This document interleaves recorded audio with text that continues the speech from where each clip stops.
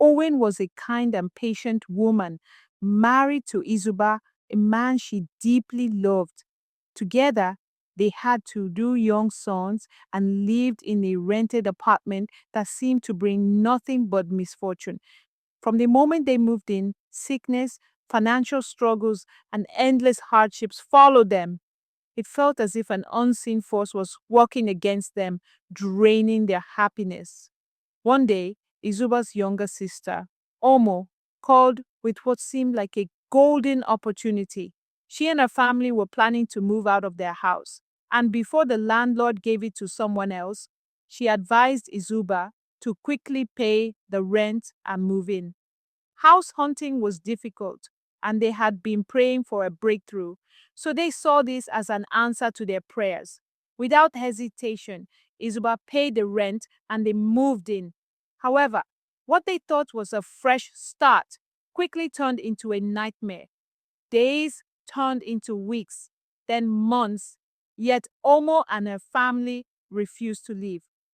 The three-bedroom house became unbearably crowded. Owen, Izuba, and their two sons were forced into a single small room, while Omo, her husband, and their two children, soon joined by a newborn, occupied the rest of the house. At first, Owen tried to make peace. She was 10 years older than Omo and saw no reason for conflict. But Omo was arrogant, disrespectful, and controlling. Izuba continued to provide money for food, but Omo would take the money, go to the market, and return with groceries that she alone controlled. Owen was the one cooking, yet when it was time to serve, Omo would portion the food in a way that left Owen and her children with barely enough to eat.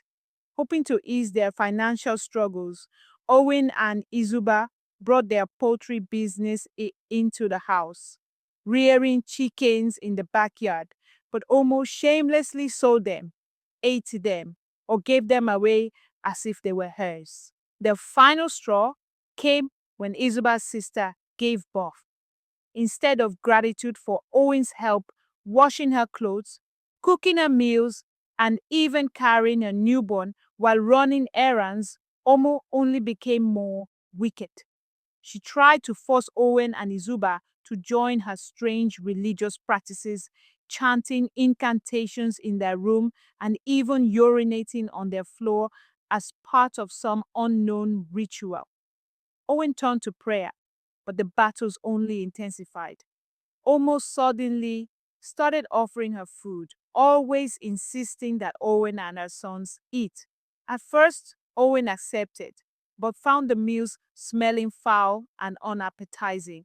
She would pretend to eat, but secretly threw the food away. Strangely, every time she refused to eat, her children would fall ill for no apparent reason. Then came the day that changed everything. Izuba's uncle had fallen sick and was hospitalized. Omo was asked to prepare food for him, and without hesitation, she used the same meal she had earlier tried to force on Owen. The moment her uncle ate it, he clutched his stomach in pain. "There is something wrong with this food," he groaned. "Who cooked this?" He barely finished his sentence before collapsing. Hours later, he was dead. When the family questioned Omo, she swore she had done nothing wrong. But deep inside, Owen knew the truth. Days passed, and tensions in the house grew worse. One evening, a fierce argument broke out between Owen and Omo. Omo screamed at her, "No matter what you do, I will be the one to take care of your children. You will not last in this house." Owen's spirit rose with anger. She spat on the ground and declared, "Nobody will raise my sons but me. I will live long to see them grow into men. Whoever wants me dead so they can take my place will be the one to die." The words sent chills through the room, and from that night on, strange things started happening. Owen's children would wake up in terror, crying and pointing at unseen figures. "Mama, look, Auntie Omo is standing there. She wants to kill us. She's holding something." But when Owen turned, she saw nothing.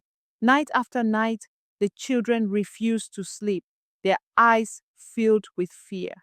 Then, one evening, as Owen returned from picking her sons from school, she found that Omo and her husband had locked them out of the house. She banged on the door, but no one opened. With nowhere else to go, she took her children to her brother's house and told him everything she had endured. Her brother, enraged, vowed to protect her. He provided clothing and shelter, telling Owen she would not return to Izuba until he proved himself as a man and found them a new home. Days turned into weeks before Izuba finally returned. He claimed he had found a house, but Owen's brother refused to release her and the children until Izuba packed their belongings from Omo's house. When Izuba arrived at his sister's home, she refused to let him in.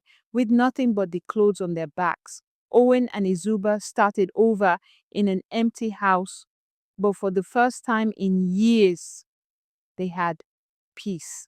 Then the news spread like wildfire. Omo had died suddenly. Witnesses said she had been walking down the street when she suddenly stopped, clutched her chest, and collapsed. By the time people reached her, she was already gone. No one knew what had happened. Some whispered that her evil deeds had caught up with her. Others said it was karma. But Owen knew some battles are not fought with fists, but with patience, prayer, and righteousness. A man must learn to protect his wife and children before his extended family, for failure to do so can destroy his home. Those who do evil will always face the consequences, even when they think they are untouchable. A kind heart will always triumph over wickedness, and no matter how dark the night, the morning will always come. It is important to recognize toxic relationships and walk away, for peace is worth more than 1,000 battles. And above all, never underestimate the power of a woman who prays.